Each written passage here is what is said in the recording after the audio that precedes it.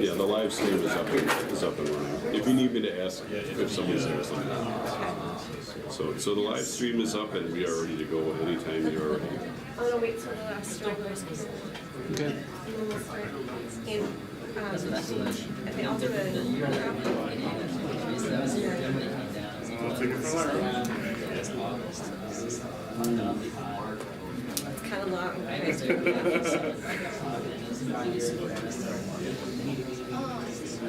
Most importantly, we've got your committee. We've got Will, we've got your assistants in the hallway. So Cincy comes in with Did anybody do a link for the YouTube channel? They said they both responded, so it should be great.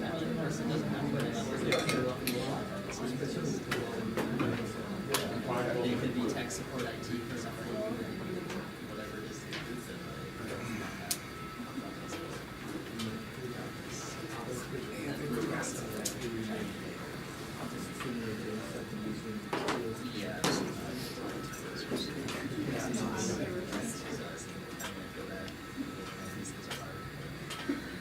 Hi, everybody. Can you hear me in the back? Good. I'll try to keep it loud. I get the pleasure of introducing Anthony for his PhD defense. Great to have something joyful to celebrate, and we're so excited that he's reached this milestone. Got a little bit of a long one, so bear with me. I don't know how to trim this, so just bear with me here. Anthony joined UW-Madison from Puerto Rico by way of Syracuse, where he earned his BS in Earth Sciences. And during his time as an undergraduate, he participated in research experiences that included a storm forecasting and observation program, and went on a transatlantic voyage with the Sea Education Association studying biomass in the tropical North Atlantic. And then before he graduated at Syracuse, he also worked in a geology laboratory exploring experimental petrology. Did I say that right? Okay. Highlighting Anthony's diverse scientific background and his insatiable curiosity. So then Anthony joined UW-Madison for his MS, and he was initially working with Anker, who wonderfully supported Anthony in applying for an NSF Advanced Study Institute for Field Studies in Argentina. At that time, I was a co-organizer of that field program, where we brought students down to Argentina to link with Relámpago, where they were paired with instrument mentors, and also did a lot of outreach in the community. So that's where Anthony and I met, in Argentina all those years ago. And he also met Professor Lucia Arena of the University of Cordoba, where he found his passion for hail research. So he started working with me when I got here in 2020 to pursue this newfound love of hail, in very close collaboration with Professor Arena, who is joining us online from Argentina, and was supported with the NSF Relámpago grant. So over the next couple of years, he returned to Cordoba 2 other occasions as a visiting scientist to work with Dr. Arena. She specializes in ice physics, including crystallographic structure of hailstones, where Anthony collected, prepared, and analyzed hailstones and continued to strengthen his international connections. So when he returned, he continued to build his committee, which now also includes Professor Will Naklis from the Department of Geosciences here at Madison, who they had also crossed paths at Syracuse, so it's kind of a fun full circle moment, and has brought his microscopy and mineralogy expertise to this project. So Anthony has not only spent these past few years doing exciting science, but has excelled at building collaborations and connections across disciplines and cultures, which has not always been straightforward. You'll see his interest in satellite observations as well. We've got Tristan on the committee. So building off his published MS work on satellite data, he also remotely participated as a NOAA Pathways intern for the National Weather Service Office of Observations, which resulted in a publication in the Journal of Operational Meteorology on parallax corrections of geostationary data. So his work, as you'll see, will span all of these scales, going from microscopy to satellite, in which he's presented this work to a variety of audiences, a variety of languages, some receiving presentations, and he's going to be taking this enthusiasm after this, starting next month, to Colorado, where he will be participating in the new US-based hail field project called IceChip, where he'll be continuing his lab work going forward, which is super exciting. And so finally, to not to be too long-winded, what's not on his CV is what I want to end with. It's worth mentioning his thoughtfulness and care for others. This extends to how giving and dedicated he is to his family and loved ones, his insightful advice that he gives to the next generation of scientists in our cross-institutional group meetings, and his gift of joy and community that he brought to our research group. And so if you missed out on his Grinch-themed office decorations, you were sorely missing out. It was extravagant and amazing and so appreciated. So we're thrilled for you, Anthony, to reach this milestone and excited to hear your talk and that you get to share it with this group. So take it away.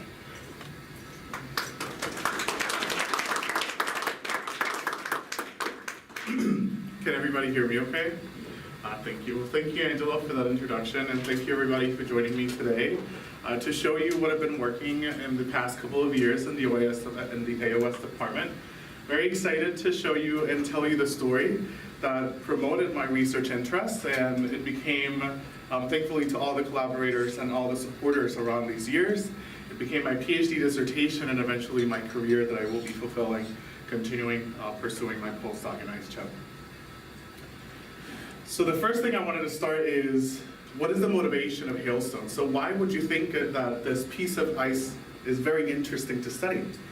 So hailstorms are one of the most destructive phenomena worldwide, affecting both human societies and having their economic impacts.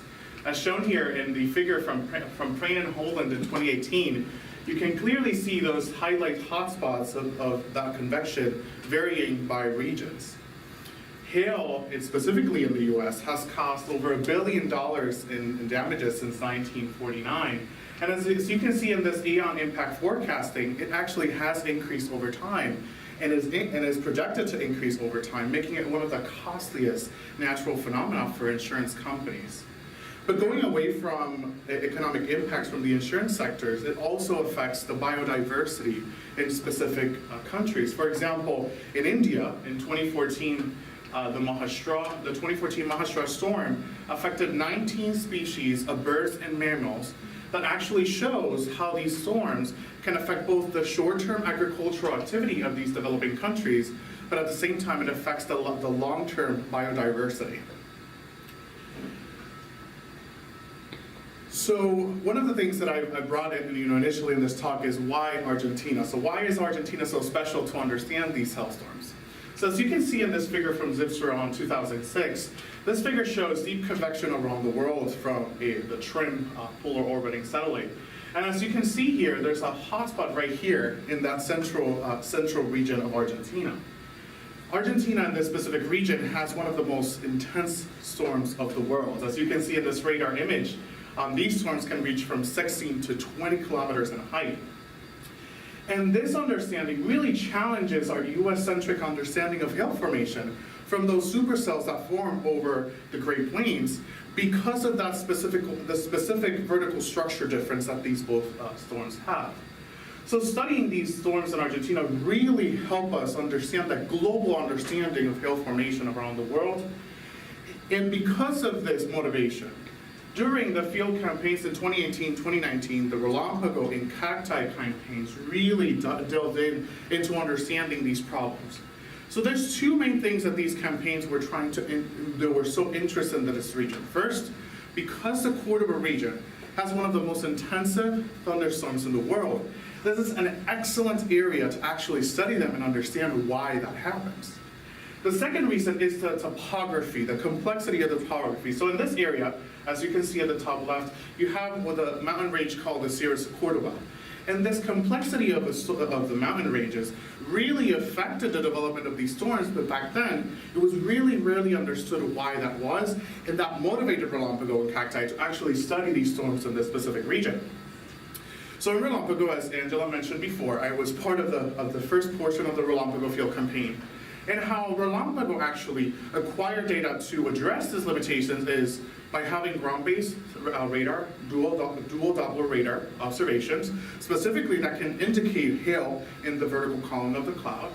You also had hail observers, just as me as a student, where we deployed a couple of hail pads to understand these specific events. And also, it really combined all these data sets, actually have this beautiful data set to understand these systems, which actually is what motivates my research, and I will show you how these different pieces of these two campaigns actually motivates the remaining parts of my thesis. So first, I want to take a step back and understand and go beyond the storms. We're going to go back to the fundamentals of hailstones and how hailstone works in the cloud. So there's 3 key ingredients you need to form hail in the cloud. The first one is going to be an ice-nucleating particle, also known as an INP. Think of these particles as the seed that initiates everything in the cloud. As ice will need this particle to actually freeze on top of the surface of this particle, and it will need it to freeze under on warmer temperatures than -40 degrees Celsius. And this INP particle is essentially going to serve as the base, the fundamental element of this hailstone. And how is this going to do it? Well, once you have the ice-nucleating particle in the cloud, eventually, once it goes through the once it goes through the hill growth zone, it actually becomes what is called an embryo. That embryo is going to be the fundamental part that is going to be the key ingredient to actually have a hail to grow in the cloud and become what it comes after it falls to the ground. The second ingredient is going to be the supercool liquid water. So this is associated with what is called cloud condensation nuclei, or CCNs for short.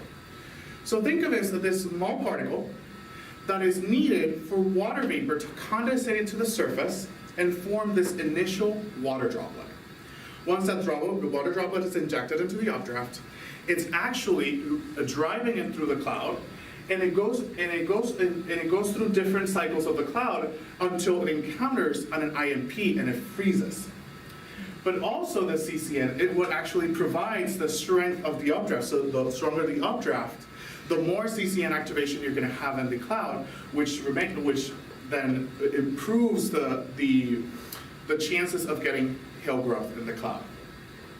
Next, we have a final ingredient. It's going to be sufficient time to grow through the hail growth zone layer.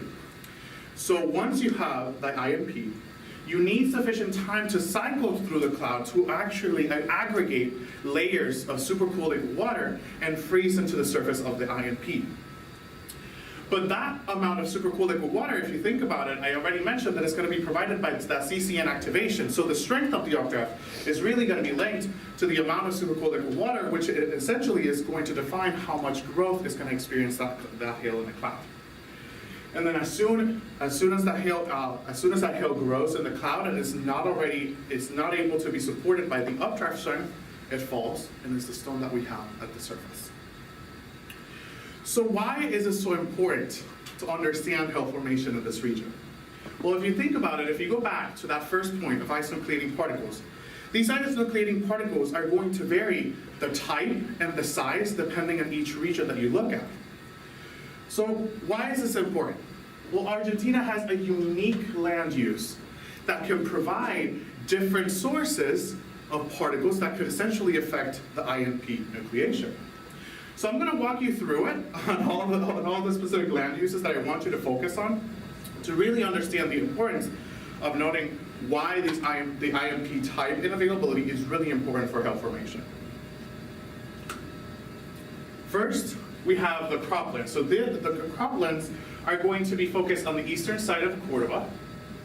And in the cocktite campaign, we tested on 2021, found that not only these croplands provided soil-derived particles, it actually also contributed to some organic particles as well.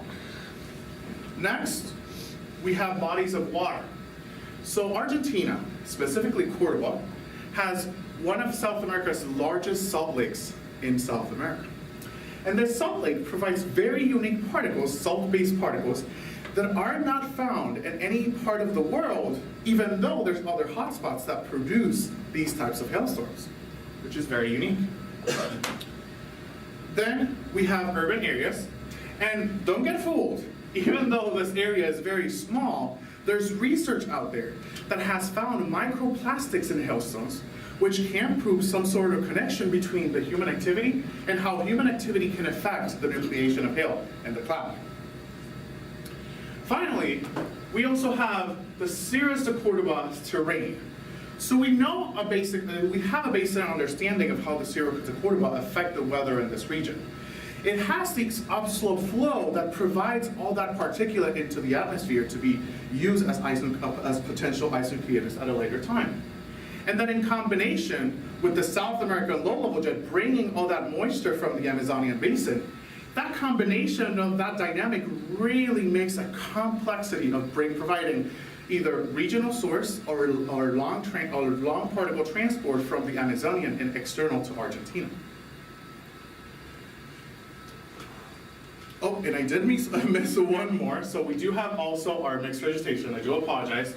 And that mixed vegetation is actually going to be provided by that cropland, or that forest, and it's specifically in the Sierras de Córdoba region, that is going to provide that biological INP that we can also find in hailstones.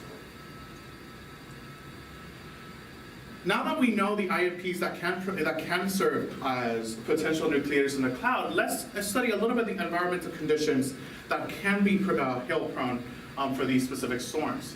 I'm only going to focus on a couple of them just for the timing purposes, but I'm going to focus on the key ones that really I will show you later on why they're working in my study. So first we have CAPE. So what is CAPE?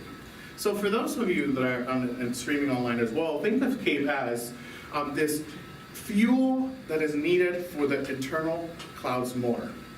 So CAPE is going to decide whether if that updraft is going to be strong or not. And why do we need to know if that updraft is going to be strong enough? We do need a strong updraft to actually suspend that hailstone in the cloud to be able to grow and essentially promote hail development in the cloud. Also, a strong updrafts mean that we're going to have a lot of CCN activation that is also going to promote that moisture into the cloud that we need in order for hail development for the supercool liquid water. Then we also have wind shear. And wind shear can be from 0 to 3 kilometers, which is going to be the low-level shear, and 0 to 6 kilometers, which is going to be the deep layer shear.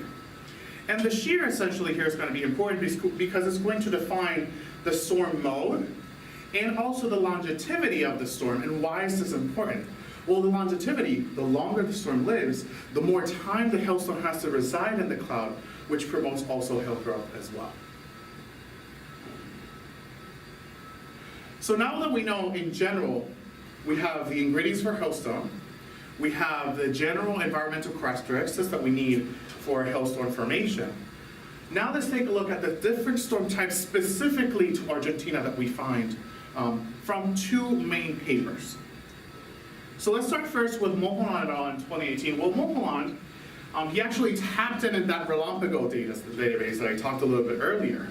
And he looked at 2 years worth of ground-based radar data from the regional network for tsunami in Argentina. And he focused on looking at the specific storm modes that he was able to find in this database. And what he found was very interesting. He actually found that 31% of the storms in the data that he looked for the 2 years, he actually found that they were associated with multi-cell organized convective systems, versus 11% that they were only supercells. So what makes this special, these 2 storm modes? So the supercell has this driving motion, or this driving mechanism of the vorticity, that vertical radial velocity, that is what essentially is associated with the updraft that is going to suspend the hailstone in the cloud. And originally we assumed that that storm mode is the most predominant in the US. But here we notice that in Argentina is not the case. We also see multi-cells that actually produce hailstone in this area, which then challenges our understanding from the United States. But what are the limitations of using radar data? Well, in this case, different to the US, Argentina doesn't have a long decade historical data to actually understand these storms in a longer term. So we then have to look for databases that actually extend more than 2 years, and this is where Bruick et al. In 2019 comes into play. So different to Mulholland, Bruick actually focused on hail-producing storms. So here we were looking at all storms over that 2-year period, but then Bruick focused on a 16-year database from the TRIM polar orbiting satellite. And what are the main things that he found? Well, she actually found that there is hail-producing storms that usually are associated with that peak that he found between 4 and 6 local time. Essentially confirming that storms do have a higher activity during these times, which is different from the US, that they do tend to activate on the afternoon instead of overnight. What are the limitations of using satellite instead? Well, we have a longer period of time, so we can actually look at these storms through, again, he did through 16 years. But then the trimmed satellite only overpasses the same location twice a day. So we really lose that temporal resolution to understand the longevity and the lifespan of these storms. So why is this so important? Well, this is where citizen science and community engagement comes to play. So we know from those problems from Lujan and Bruick that we need a multi-instrument approach to actually understand these systems. But technology by itself is not going to be enough. So we actually have to engage the community that are going through these natural phenomena to actually understand these systems better. So this is where the Cosecheros programs come into play and exemplifies this example. Cosecheros, in collaborations with the communities, train these people to actually take observations, report the hail events, collect the data, and actually communicate with people from the University of Cordoba to study these hailstones further for any research topic of interest. And then this really provides the invaluable ground truth research because it not only validates our results, but it actually promotes the reason of why we do this research in this region. It really fosters collaborations between scientists and locals because it connects that awareness and preparedness for these storms in this region. So with having this in mind, and having hailstones from the Cosecheros program, identifying the 3 main questions that drive my PhD dissertation.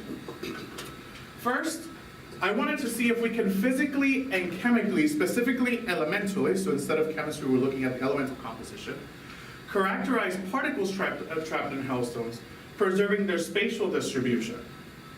Secondly, from these particles that, if we're able to characterize them, we wanted to know what the particle characteristics were with the hailstones of those 2 storms in Argentina.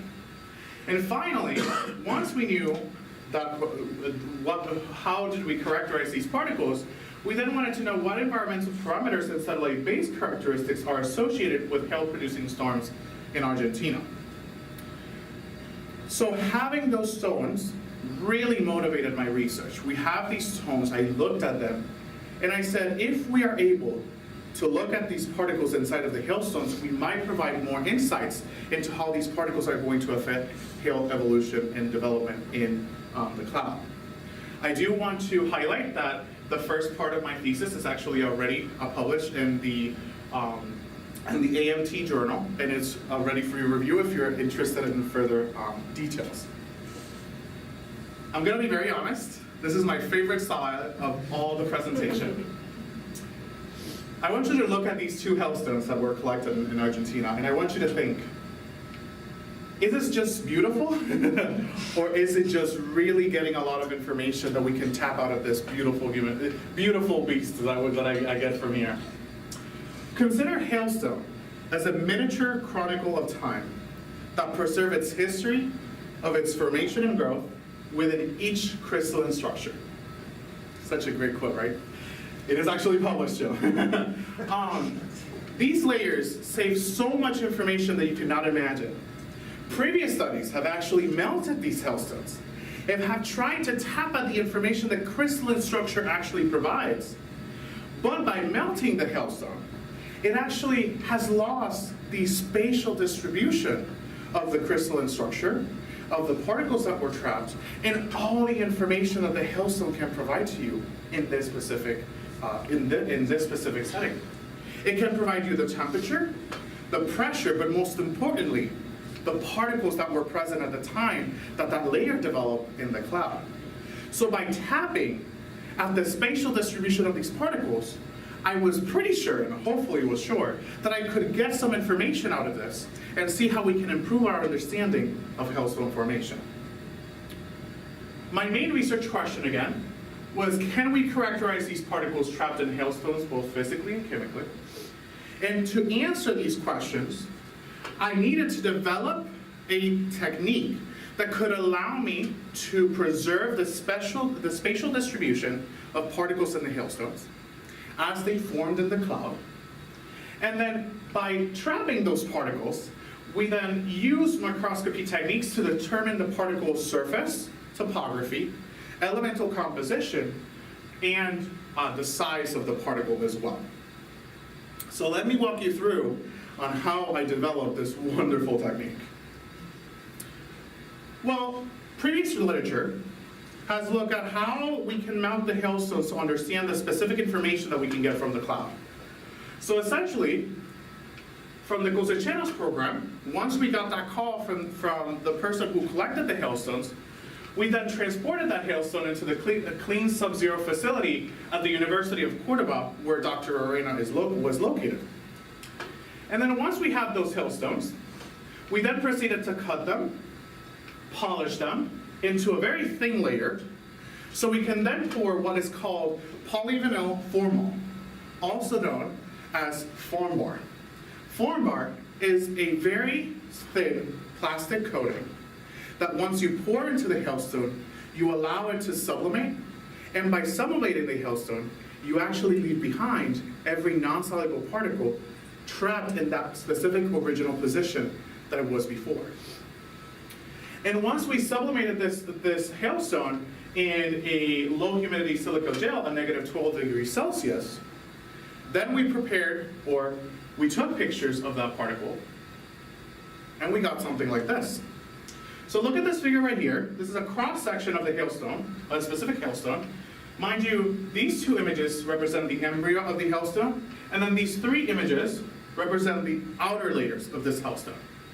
So with this technique, which is the cross-section using confocal laser scanning microscopy, we were able to zoom in into a specific section of the hailstone and zoom in into a specific particle semi-randomly.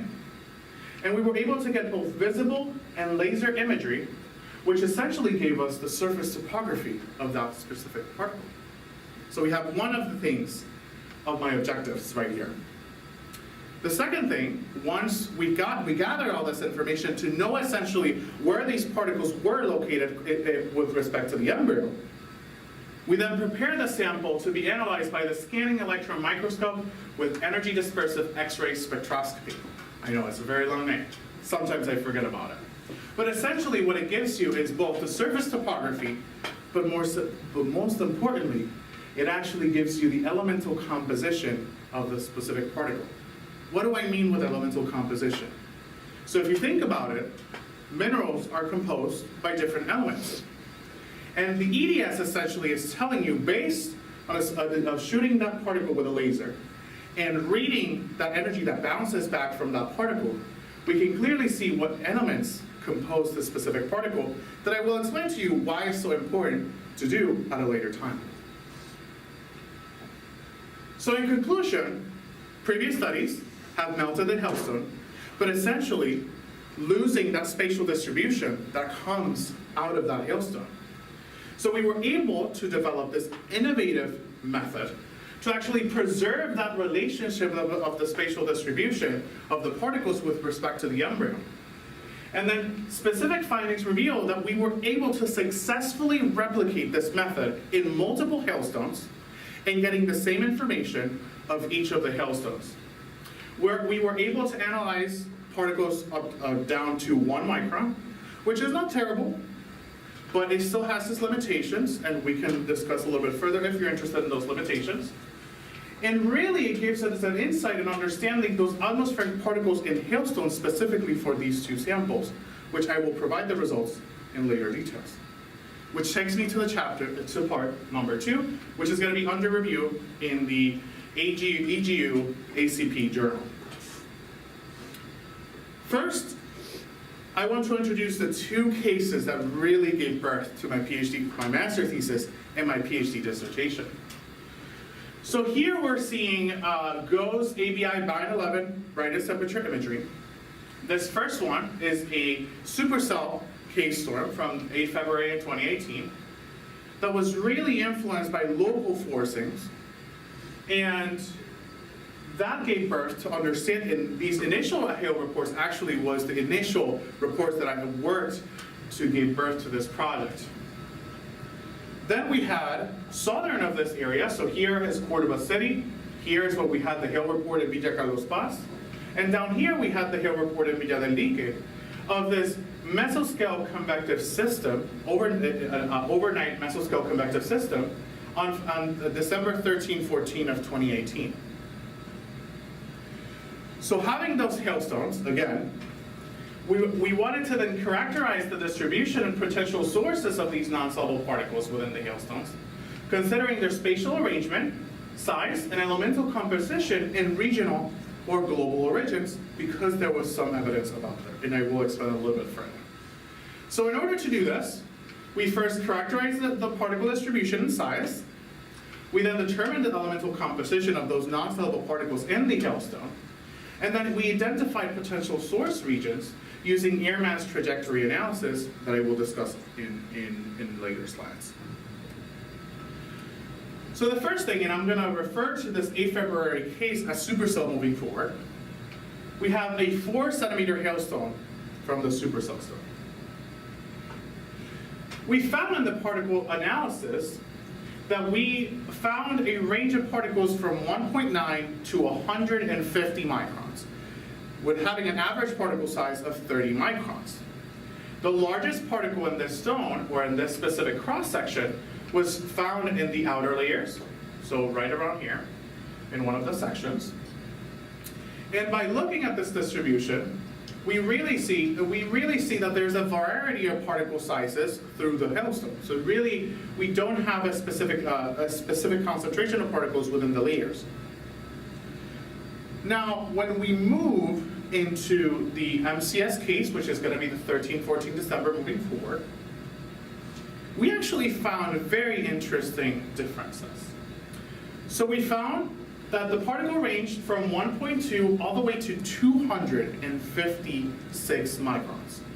That is humongous for being a particle, specifically serving for nuclei. We found that the biggest particle was actually found in the embryo this time, even though we did find some bigger particles also at the outer layer. This is really fascinating because it might, even though it's in one stone, it might give us some indication of whether if there's a difference where these storms are actually getting those particle sources, depending on the region that they were developing. And then once we looked at the particle sizes, we were then able to move into the categorization scheme, or the SEM-EDS analysis. So once we're able to gold code the samples, a very technical term, then we were able to analyze the elemental compositions of those particles using the EDS technique. Think of this as a way to start identifying what potentially that particle might be.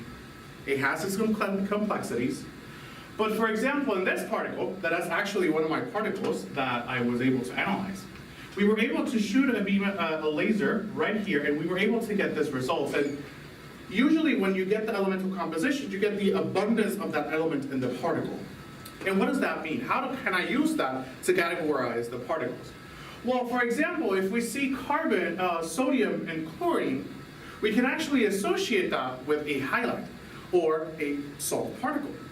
If we found silica and oxygen together in a very greater intensity, we can associate that particle with a silicate. So this combination of presence of elements in the particles actually defined how we were able to characterize this particle, which ended up being agglomerated mineral organics, agglomerated salts, and other categories that I will show you in a later slide. I first want to clarify that for those of you who don't know, an agglomerated particle, it's a larger particle that is composed by smaller particles that were they were combined by impact, or they were packed into a larger particle. So that's what agglomerated means. Now from here is where the magic happened. So let's take a step back and take a little bit slow and go through this specific figure. So here, from that elemental analysis and that scheme, we were able to identify agglomerated mineral organics, agglomerated salts, and the other categories that I'm not going to touch for time purposes. We noticed that the agglomerated mineral organic particles were the majority of the population of the particles, hitting 41% of the whole sample. And then the agglomerated salts were actually the second most popular, getting 16% of the particles. And then when we look at the spatial distribution of these particles, or these categories, we're able to see that we really had a well distribution of these particles through the hailstone. But specifically, and I do want to clarify, again, I want to remind you, the 1 through 3 is going to be the outer layers, and 6 to 7, and 4 and 6 are going to be my sectors that represent the embryo. Look at the particles that were the majority on the embryo. We really had a lot of biological and mineral, and agglomerated mineral and biological organic particles in the embryo, which can essentially tell us something about where these particles came from and how they affect hailstone formation. Now for the MCS case, we saw some similarities, but we also saw some differences. So in the MCS case, we did find that 36% roughly of the particle size were agglomerated mineral organics, but if you notice, we didn't find any salts. So it really gives us an indication that there's some differences on where the sources of the particles came from. When we then look, and then there's also categories, for example, copper chloride, zinc chloride, and iron oxides that were also not found in the supercell case. So it really gives us this really nice story that there might be something different of where these particles are coming from. And when we look at the spatial distribution of the chemical composition of these particles, and I do want to clarify, 1 through 6 are going to be my embryo, and 5, and then 6 through 10 are going to be the outer layer. We also see this well distribution of particles in the hailstone, but again, look at the embryo and look at the outer layers as well. We do see a very huge amount of particles that are from organic and mineral and agglomerated mineral and organic origin. Now, in order to understand where these particles came from, I did ran a 24-hour air mass back trajectory for 4 different levels, 100, 500, 1,000, and 1,500, to look at the surface, mid-boundary layer, and then that layer that is closest to the South America low-level jet, or low-level jet in this case. And let's walk this through, because I know it's a little bit small for you to see, but here is my ending point of the back trajectory, and it goes all the way back in time. And we can clearly see that these upper-level winds have a slight different direction than those at the surface, which might indicate some sort of an upslope flow coming from the mountains in this specific case. So then, I went ahead and ran. So here we only have a 24-hour air mass back trajectory, but then I decided to see a couple of days before for a 5-day back trajectory where these particles might have come from, with the limitation of particles larger than a specific size in the atmosphere falling even before reaching these areas. I want to clarify that this bar, so we do have the residence time coefficient. What is residence time is the amount of back trajectory points that they spent on a specific resolution pixel.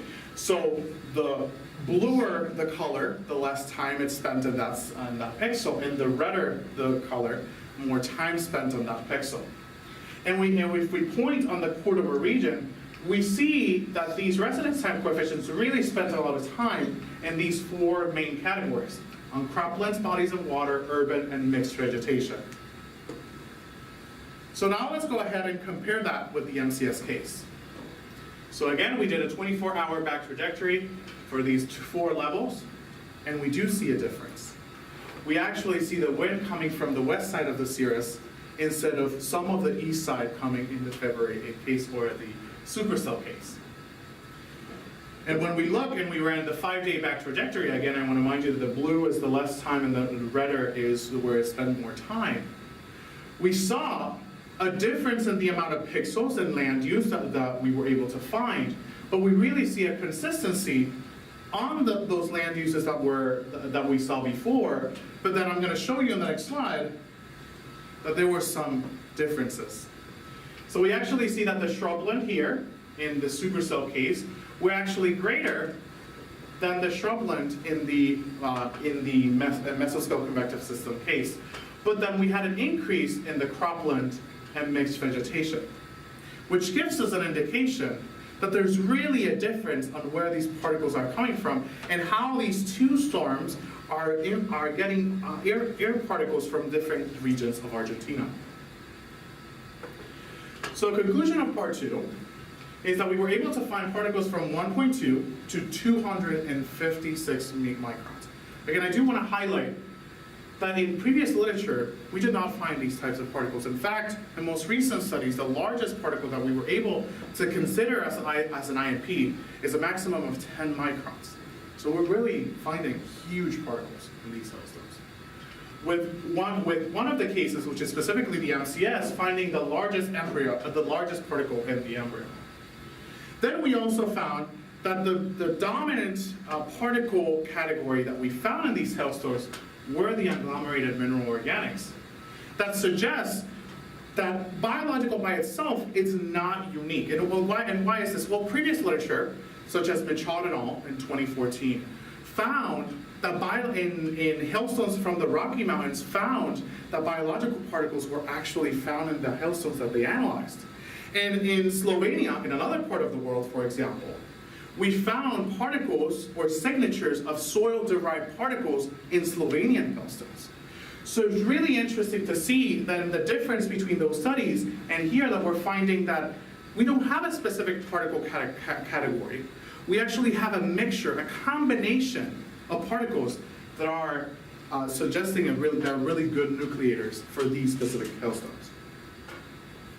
We were able to link those agglomerated minerals and other categories to specific regional contributions. For example, in agricultural and geological features, we also find other sources that were that through previous literature we were able to link to, and that air mass trajectory linked particles to diverse sources, such as croplands in urban areas.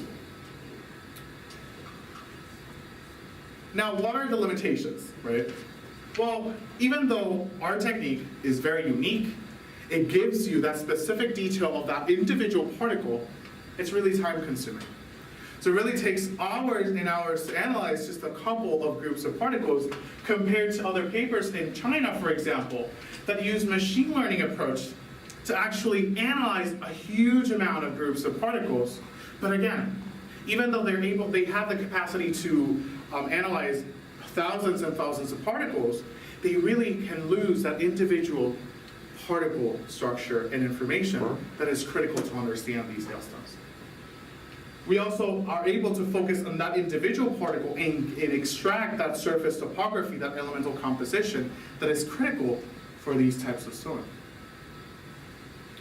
I was able to offer insights into specific sources of these particles, of where these particles came from and how they serve as an IMP. We highlight the importance of considering different storm modes and environments, offering insights into specific regions of where the storms are getting the particles from. And we provided more of a template for combining that particle analysis with broader environmental conditions, which will motivate the next section.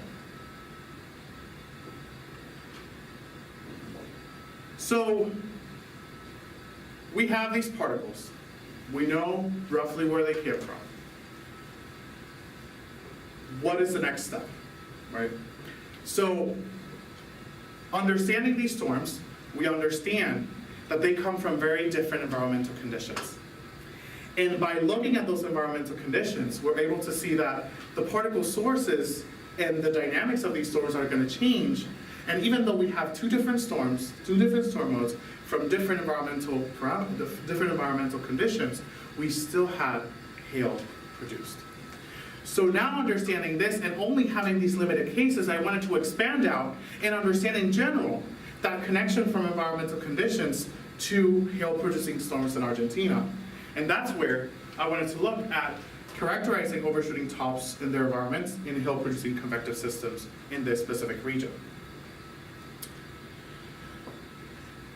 So let's go back to these two cases. Again, first is the supercell and the MCS case is going to be at the bottom. We have GOES ABI data showing the brightness temperatures of these storms. But I want you to focus, and I know it's going to be a little bit difficult, but I want you to focus on these areas of low brightness temperature. Those areas of low brightness temperatures are associated with what is called an overshooting top. What is an overshooting top? Well, an overshooting top is a protrusion in the atmosphere that can extend up to the stratosphere. It is linked with the updraft strength, so it really gives us a good indication whether if we can support hail or not in this specific cloud. So back in 2021, Grover was able to look at specific cases of relámpago, and he looked at specifically 3 cases of relámpago. He had ground-based radar observations, and he looked at specifically characterizing these overshooting tops with specific environmental parameters using ERA 5 reanalysis data. And interestingly enough, he was able to find that larger OT areas are more prominent, so they have a longer lifespan, compared to mesoscale convective systems or multi-cell convective systems that have a larger OT. I'm sorry, I said a larger OT first? Should be small OT and more prominent lifespan. And then larger OTs were associated with MCS, larger and shorter-lived OTs were associated with MCSs. So the limitations of this is we only have 3 cases. So I really wanted to expand the knowledge from Grover and actually expand it to other cases. So that's why we had to look for some satellite-based proxies to understand whether if we can understand these in longer periods of time. And that's where the GPM microwave radiometer study from Bang and Cecil in 2029 come into play. So here, Bang and Cecil specifically focused on the scattering properties of ice that can be a good indication whether if we have hail or not in the vertical column. And then Bang and Cecil actually found, and this is a specific snapshot of the hail climatology, they were able to find this northeastern hotspot using their database. However, more recent papers like Galligani et al. In 2024 actually found that this data set is a little bit biased. So they're actually expecting a hotspot near the Sierras of Cordoba, which is going to be also down there. So we really need a different approach then to understand the hail climatology of these specific systems. So this is where Lee and Chandra's score in 2023 come into play.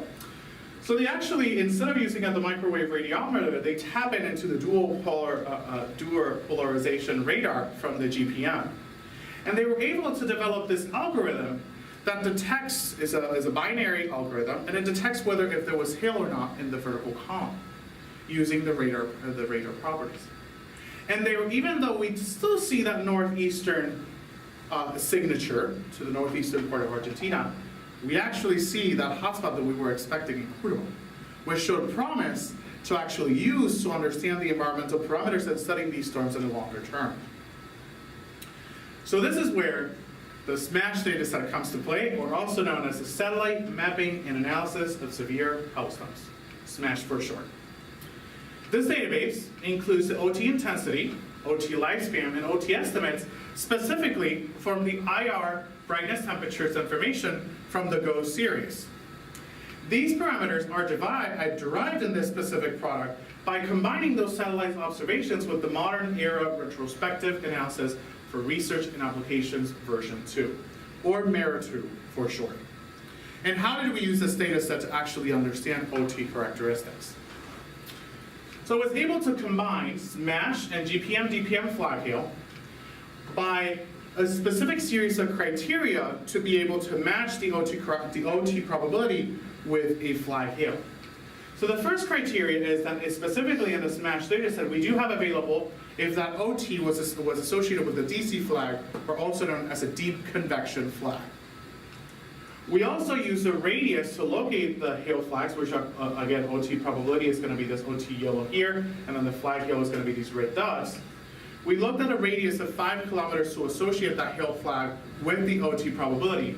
And the reason we chose 5 kilometers is because that was the resolution of the GPM-DPR product, which we wanted to include in the resolution of this MASH dataset. And the final criteria is that this OT had to be within 15 minutes of the file or the data from the hail flag. And in this, we combine the analysis that I'm going to show you in the next slides. So first, I wanted to know, again, how do overshooting tops, also known as OT's characteristics, relate to their environmental conditions in Argentina's hail-producing storms. We first examined the environmental conditions associated with OTs during convective seasons. We then looked at the diurnal cycle of these OTs with the environmental conditions that were matched to the GPM-DPR hail detections. We then identified temperature differences in OT area between all OTs that match with the hail occurrences. And then we explored how these two OT characteristics correlated with specific environmental parameters. So first we're going to start on looking at the spatial distribution of these OTs. So I really want to start first with the GPM-DPR flag hail. I want to first start saying that we only looked at the convective seasons in Argentina, which is from October through February, from 2014 through 2020. So we excluded all the remaining months of every year between these two. And when we plotted this figure, we noticed that the GPM-DPR really was capturing those two signatures. So it was capturing the signature to the northeast, but it was also capturing the signature that we were expecting in the Sierras de Cordoba, which is west of the sea. This represents the Cordoba city location. And the Sierras de Cordoba is going to extend west of the Cordoba city, right here. And then with this information, we were able to then match that OT database to the GPM-DPR flag. Mind you, the differences in cases. So here we have 21,000 points, and we were only able to match 189 cases that were exactly matched with an OT following the criteria that I presented earlier. And we were able to see that same northeastern signature. And even though we lost that signature that we were expecting over the Sierras de Cordoba, we still have some signature over the Cordoba region. So now that we know the spatial distribution, we wanted to then look into the OT characteristics of those OTs that were associated with a hail, with a GPM-DPR flag hail, and those who didn't. The first figure right here, we're looking at the OT area versus probabilities. The first box plot is only going to be the OTs that are not associated with a flag hail, versus the right are going to be those who are associated with flag hail. And we noticed that the median area of those matched OTs was a little bit greater than those that didn't have that match. When we look at the IR pulse temperature difference, again, and I want to remind you that's the depth of the OT, we were able to find that those OTs that were matched with the flag hail dataset were actually deeper compared to those OTs that were not matched with OT of the flag hail product. So we now know the spatial distribution. We know some general OT characteristics that are associated with those OTs that are associated with flag hail. So now let's look at a subset of the environmental parameters. I'm not going to discuss all of them, but the subset of environmental parameters associated with these OTs. First, I want to start with wind shear, and let's go back to the introduction of how what I discussed the ingredients in hail production soils. So wind shear is important. Why? It promotes the longevity of the storm. And why is that important? Well, it also promotes the time of residence of the hailstone to actually promote hail production or hail growth in the cloud. So here, when we look at deep shear, we were able to see a stronger deep shear compared to those OTs that were not associated with hail. And how is this important? Well, think of this. Look at the ranges that this deep shear is going through. Why that might is? Well, remember that we are dealing with both supercells and mesoscale convective systems that are included in the statistics, and mesoscales that are developing overnight. We also looked at the diurnal cycle of the deep shear. And we were able to see a maximum between 21 and 3, and again, this is UTC, but I also provided the local time, and 3 to 9, and specifically we have that maximum between that time of the day, which corresponds to that South American low-level jet when we would have the maximum as well in those MCS cases. So now that we have an understanding of the OT characteristics, now that we have an understanding of the environmental parameters, the main goal was to combine them both and have a specific idea of how those interplay. So I'm going to focus on this specific relationship. So again, we're looking at the depth of the OT with the area of the OT. And we have the coloring of the dots to be the deep wind shear. So we clearly see there's a negative correlation between the OT area and the OT depth. One of the strongest correlation that I had in the entire analysis, but what is also most important, we're seeing that smaller T's are actually associated with very high wind shear, but we also see that distribution happening with those larger OTs. So in reality, we're seeing that both supercellular structures and multicellular structures can really develop in various environmental conditions that is different to the US, how we see in Grover and previous literature, as Moholan et al. In 2018. So linking back, why this is so unique, this is really linking back to why this is so unique for how producing storms, because we really see that relationship between OT probability, OT area and depth with the deep wind shear. So what are some of my conclusions? And again, I'm going to try to summarize them due to time limitations. So we did see a higher deep shear in the hail-producing storms. We saw that diurnal cycle in Cape in peaking in the afternoon and late evening. But we also see an enhanced morning wind shear supporting multicellular systems. We saw a larger median areas and deeper tropopause penetrations. And we also saw very strong correlations of intense updrafts.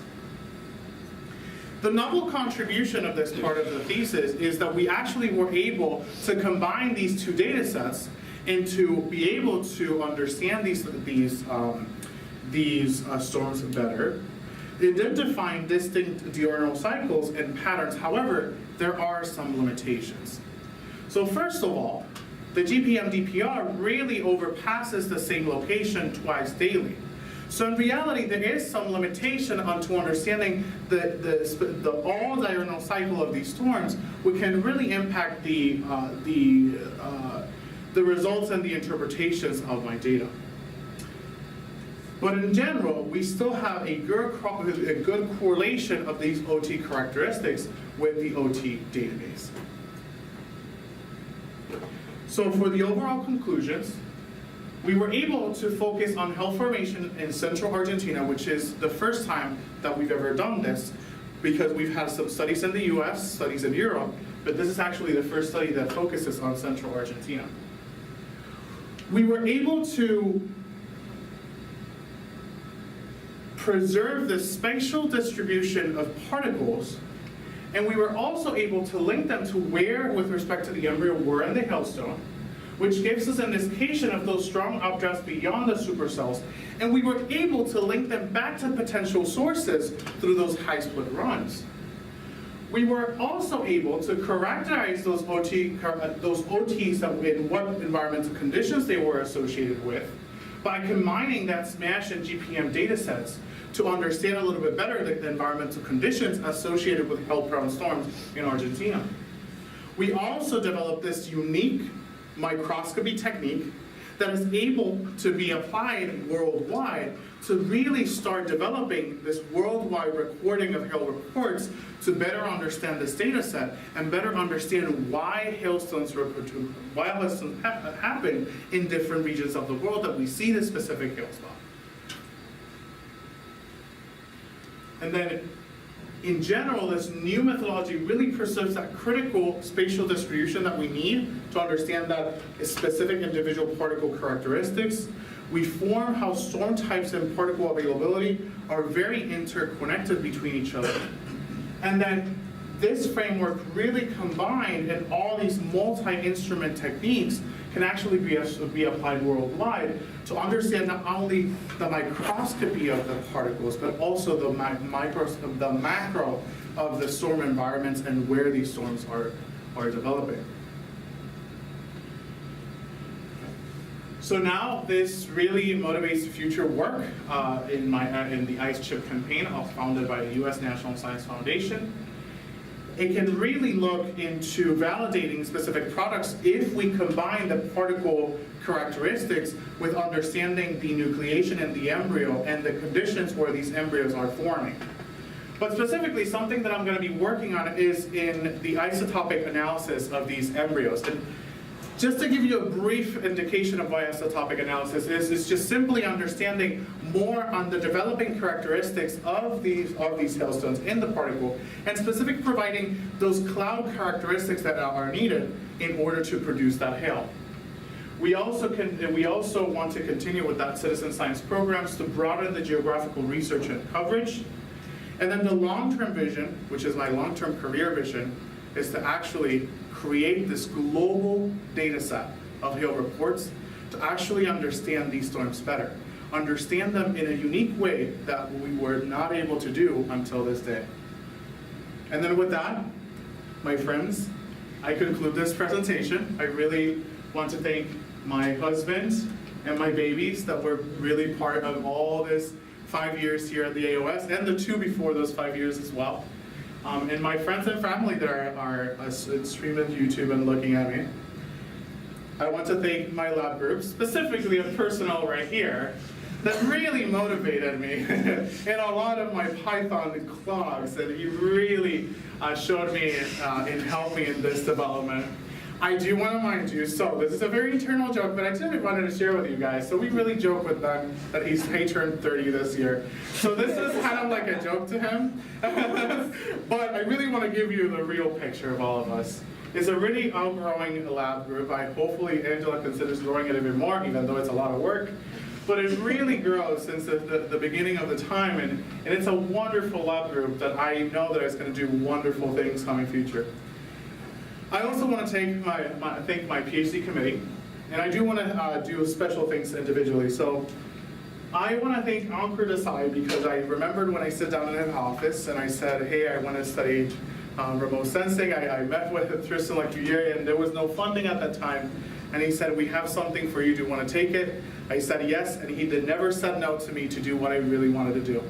And really that no is what sent me to Relampago to meet my wonderful advisor as well, Angela Rowe, that really allowed me to do exactly what I wanted and pursue my research. I also want to thank Lucia Arena, Will, that I actually want to clarify, he was actually a postdoc by the time that I was in Syracuse. So he really was part of all this formation of my geological basis.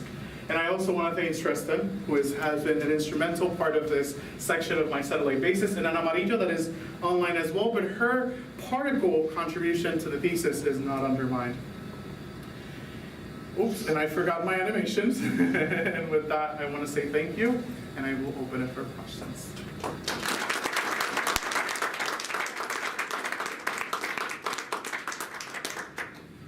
I absolutely recognize that we're at the end of the time period, but it'd be great if anyone could stick around and if you have a few questions. We will take a few. We'll start with the students. What would you like to ask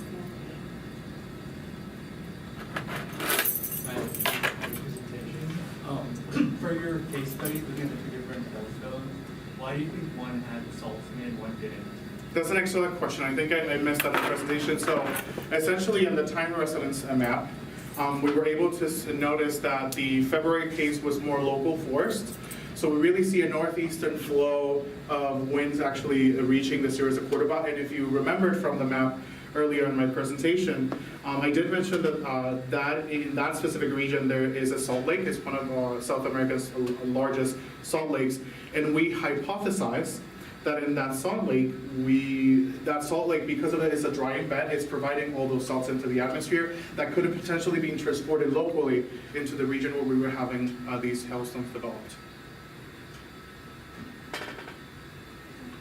I have a very I even biased question. In your part one, you only look at the particles, and I'm wondering if you think it would be interesting to also look at ice crystallography around this particle or inside the air, just to be able to combine like particles plus ice. So interesting question. I actually started my training with Dr. Lucia Arena looking at ice crystals and hailstones. And I actually diverged a little bit to understand particles because there was one night that I just noticed that. So essentially what you do is, with that formwork actually, we adapted that technique Dr. Lucia did to actually, instead of look at the crystalline structure of hail, we were actually adapted it to trap those particles in hail. But in previous studies has been used to understand the crystallographic structure of hailstones to know what specific information can give us from the hailstone, specifically the temperature and the pressure where these ice crystals, depending on the growth and the axis of growth, it can give you that information. So that has been done, and I would be happy to share Dr. Lucia Arena's paper, but I haven't done the combination yet, which it is further studies that I would love to do in the future. And I open it up, Brad, you want So you're using X-ray spectroscopy, which I understand you can do that for the mineral composition, Yes. but how do you use that to get the organics and ammonium nitrate and stuff? That's a good question. So I do want to clarify. When we talk to, we do call organics these particles that do have oxygen present. However, we do need different techniques to actually validate if they're organic. But in general, we do call them organic because of the presence of organics.